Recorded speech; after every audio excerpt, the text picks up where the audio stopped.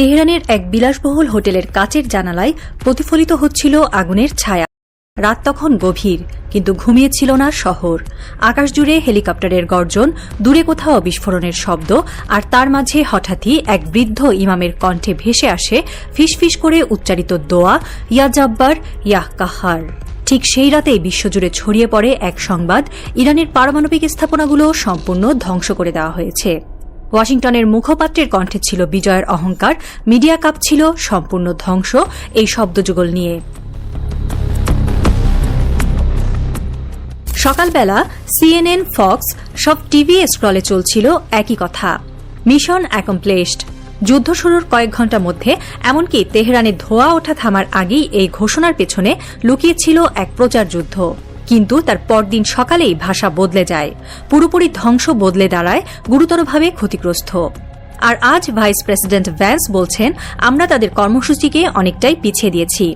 সাংবাদিকের প্রশ্ন ছিল সোজাসাপটা, তাদের পরমাণু কর্মসূচিকে আপনি কি 1 বছর পিছিয়ে দিয়েছেন? ভ্যান্সের উত্তর ছিল কূটনৈতিকভাবে মোলায়েম, আমি গোয়েন্দা তথ্যের গভীরে যেতে চাই না, তবে হ্যাঁ, আমরা তাদের অনেকটা পিছিয়ে দিয়েছি। শব্দের এই নীরব রূপান্তর যেন এক আত্মবিশ্বাসের ভাঙন। ইস্পাহান, ফর্দৌ, নাতাঞ্জ এই 3 নাম বহুদিন ধরেই ইরানের পরমাণু মানচিত্রের মূল স্তম্ভ। হামলার পর ধারণা ছিল এই 3 জায়গার সবকিছু ধ্বংস, কিন্তু এখন বিভিন্ন স্যাটেলাইট ছবি, মাটির নিচের ভূকম্পন ও ইনফ্রারেড সেন্সর বলছে সবটা ধ্বংস হয়নি। বিশেষজ্ঞরা বলছেন ইরান আগেই প্রস্তুত ছিল। কয়েক বছর ধরেই তারা তাদের ইউরেনিয়াম সমৃদ্ধকরণ প্রকল্পকে বাংকারের আরও গভীরে সরিয়ে নিয়েছে, এবং এটি ছিল এমনই এক গোপন ব্যবস্থা যা শুধুমাত্র ধ্বংস করা যায় না, বরং সময়ের সাথে সাথে আবারও মাথা তোলে। এই বাংকারগুলো এতটাই গভীর এবং এতটাই কৌশলে নির্মিত যে মার্কিন বাংকার বাস্টার বোমাও সবকিছুতে পৌঁছাতে পারেনি। এসব স্থাপনায় এমনভাবে বিদ্যুৎ, পানি ও অক্সিজেন সরবরাহের ব্যবস্থা রাখা হয়েছে যেন বাইরে ধ্বংসস্তূপ পড়ে থাকলেও ভেতরে বিজ্ঞানীরা কয়েক সপ্তাহ ধরে কাজ চালিয়ে যেতে পারেন। একজন বিজ্ঞানী, যার পরিচয় গোপন রাখা হয়েছে, তেহরান টাইমসকে বলেন, আমরা জানতাম একদিন এটা হবেই, তাই আমরা আমাদের গবেষণা শুধু স্থানে নয়, মস্তিষ্কে স্থানান্তর করেছি। অর্থাৎ প্রযুক্তির পাশাপাশি তারা তৈরি করেছে এক মানব ব্যাকআপ, যেখানে গুরুত্বপূর্ণ বিজ্ঞানী তাদের গবেষণা নোট, অ্যানালগ রেকর্ড এবং নিউক্লিয়ার ডিজাইন স্মৃতির ভেতরেই সংরক্ষিত। একজন নিরাপত্তা বিশ্লেষক এক সাক্ষাৎকারে বলেন, আপনি একটা ল্যাব ধ্বংস করতে পারেন, কিন্তু একজন বিজ্ঞানীর মস্তিষ্ক আপনি ধ্বংস করতে পারবেন না। আর তাই হামলা শেষ হয়েছে ঠিকই, কিন্তু প্রকল্প নয়। ইরান যেন একটি বই, যার একটি অধ্যায় পোড়ানো গেছে, কিন্তু গল্পটা এখনও বেঁচে আছে, অক্ষরে, মস্তিষ্কে, গোপন গুহার আলো আধারিতে। বিশ্বের বহু দেশ, বিশেষ করে চীন, রাশিয়া এবং তুরস্ক ইতিমধ্যেই প্রশ্ন তুলেছে, এই হামলা আন্তর্জাতিক আইন ভঙ্গ করেছে কি না। জাতিসংঘ নিরাপত্তা পরিষদের জরুরি বৈঠকে আমেরিকার বিরুদ্ধে সরব হয়েছে একাধিক রাষ্ট্র। এই মুহূর্তে ইরান একটি নতুন অবস্থানে, তারা নিজেদেরকে দেখাচ্ছে আক্রমণের শিকার হিসেবে, এবং এর ফলে তাদের প্রতিরোধমূলক পারমাণবিক কর্মসূচির জন্য তারা এখন বৈধতা দাবি করতে পারছে। ওয়াশিংটন ডিসিতে এক প্রভাবশালী সিনেটর বললেন, আমরা যুদ্ধের মাঠে জয় পেয়েছি, কিন্তু টেলিভিশনের পর্দায় আস্তে আস্তে আমরা হেরেছি। ইরান যেন শুধুই এখন আগুনে পোড়া শহর নয়, বরং একটি প্রতীকের নাম। এই প্রতীক আত্মমর্যাদা, প্রতিরোধ আর প্রতিশোধের।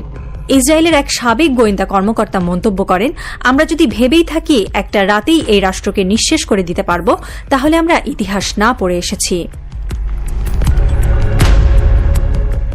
যুদ্ধ শুরুর সময় বলা হয়েছিল ইরানকে অন্তত 10 বছর পিছিয়ে দেওয়া হবে, কিন্তু এখন সেই দাবি খসে পড়ছে। বিশ্লেষকরা বলছেন, বাস্তবতা হল ইরানকে এক রাতেই শেষ করার কল্পনা ছিল এক স্ট্র্যাটেজিক বিভ্রম, বরং এখানে যে প্রতিক্রিয়া আসছে তা আরও দীর্ঘস্থায়ী ও বিপজ্জনক হতে পারে। যুক্তরাষ্ট্রের মধ্যপ্রাচ্য বিষয়ক বিশেষজ্ঞদের কেউ কেউ এখন বলছেন, ইরান হয়তো এখন ফাতোয়ার আবরণ ছড়িয়ে প্রকৃত পারমাণবিক অস্ত্রে যাওয়ার পথ বেছে নেবে, আর তখন এই হামলা হবে ঠিক উল্টো ফলদায়ী, তাদের গতি বাড়িয়ে দেবে। আরেকটি আশঙ্কা হল, এই হামলা যদি ইরানকে পরমাণু অস্ত্র তৈরির জন্য নৈতিক এবং কৌশলগত বৈধতা দেয়, তাহলে মধ্যপ্রাচ্যে এক ভয়াবহ প্রতিযোগিতার দরজা খুলে যাবে। সৌদি আরব, তুরস্ক, এমনকি মিশর পর্যন্ত নতুন করে পারমাণবিক গবেষণায় ঝুঁকতে পারে। এই পুরো অঞ্চলটি তখন পরিণত হবে এক পারমাণবিক ছায়ায় ঢাকা বিস্ফোরক গ্লাস হাউসে। নিরাপত্তা বিশ্লেষক হেনরি মেয়ার বলেন, আমরা হয়তো আজ ইরানকে থামিয়েছি, কিন্তু আমরা একই সাথে 10টা ইরানকে জন্ম দিতে চলেছি। ইসরায়েলের ভেতরেও তৈরি হয়েছে দ্বিধা। তেল আবিবে এক সাবেক নিরাপত্তা উপদেষ্টা সাংবাদিকদের বলেন, তাদের হামলায় প্রযুক্তি নষ্ট হয়েছে, কিন্তু মনোবল নয়। এখন আমাদের সামনে দাঁড়িয়েছে এমন এক প্রতিপক্ষ যার কাছে হারানোর কিছু নেই। এই সন্দেহ এখন আমেরিকার প্রশাসনিক মহলেও ঢুকে পড়েছে।